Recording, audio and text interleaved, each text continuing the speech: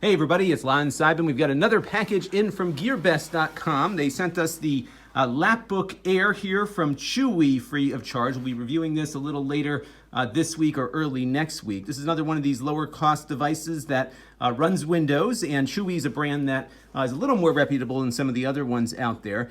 This has got an Apollo Lake N3450 at 2.2 gigahertz, got 8 gigs of RAM and 128 gigabytes of eMMC storage. So pretty nice little low-end laptop, and you'll find a link to that down below in the video description.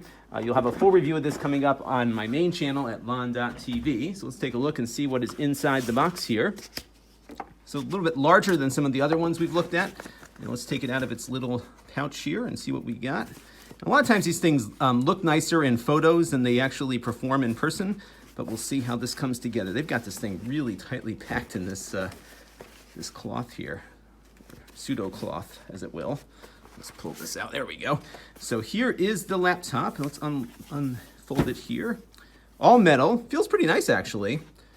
Not too bad at all. The click pad feels like it clicks relatively nicely here. Nice big size, big keyboard here. My only gripe with this is that they've kind of followed Lenovo's lead with the shift key from their prior generation of stuff, where the shift key is here, but you still have keys next to it, and that might throw me off a little bit. I'll let you know how that impacts me while I'm typing. The good news is that it's at least a double wide key or close to a double wide key, so it shouldn't throw me off too much. But really nice travel on the keyboard. And again, I'll give you my full impressions of this as I go about testing it.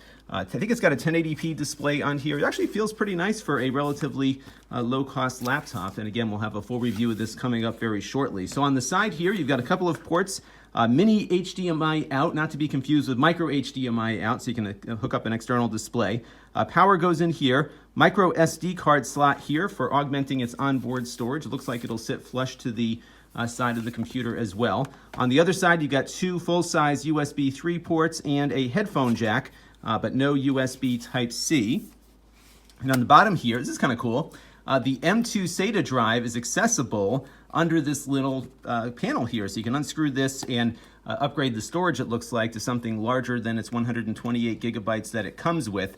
The RAM is not expandable, but again, you've got 8 gigs in here, which I think should be fine for this class of laptop. It appears to be fanless. I will double check that when we do the main review, but I am not seeing any air vents in there, so I think this will be probably a silent runner as we're using it. So again, be on the lookout for the full review, which we'll be doing very shortly. I'm actually quite surprised by how nice this feels. Usually these things look nicer than they actually are, and this one seems like it's might be halfway decent. Here's the power cord. I'm going to have to get an adapter because I don't have one of those plugs here in the US, but that's a very easy adapter to find there. So this is the power adapter. This is a 12 volt at 3 amps essentially, so a little more than USB voltage, which is good. And then we've got in here just your little instruction guide and that kind of thing. So stay tuned. We're going to have a full review of this coming up very shortly on the main channel at lon.tv, and this is one I'm actually eager to try out, so stay tuned. This channel is brought to you by my Patreon supporters, including gold level supporters, the Black Eyed and Blues Music Hour podcast, Chris Allegretta, and Kalyan Kumar. If you want to help the channel, you can by contributing as little as $1 a month.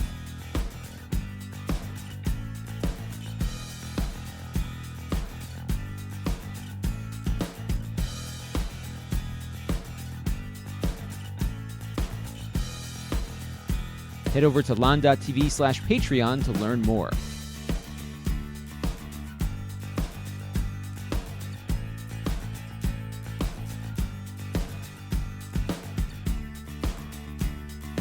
And don't forget to subscribe. Visit lon.tv/S.